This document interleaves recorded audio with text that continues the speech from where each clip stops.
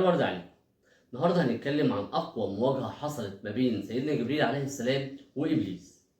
الكلام ده حصل على الارض في غزوه بدر. كان عدد المسلمين 300 راجل و300 جندي قدام الكفار اللي كانوا 1000 جندي.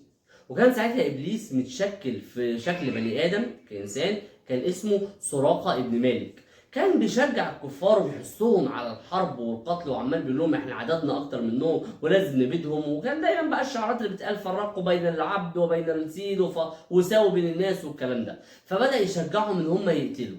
كانت الهجمه الاولى والثانيه من نصيب الكفار، ولكن تصدى لها سهام المسلمين بغزاره، وان هم ابادوهم، وان هم قدروا يتصدوا الهجمتين دول، لحد لما الرسول عليه الصلاه والسلام امر المؤمنين بالهجوم عليهم وعلى الكفار ليضربوهم ضربه راجل واحد. ودعا هنا رسولنا الكريم عليه الصلاه والسلام بان ربنا ينصرنا ولو بجيش من الملائكه.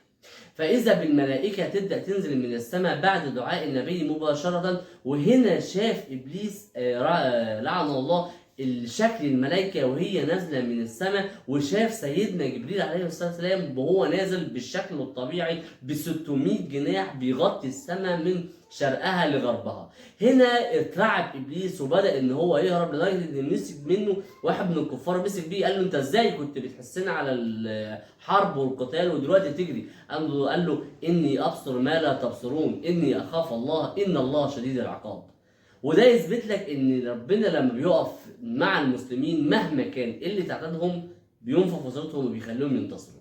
كل اللي عليك ان انت تعمل اللي عليك وتثق في ربنا وبس كده يا سيدي. اشوفكم دايما على خير. سلام.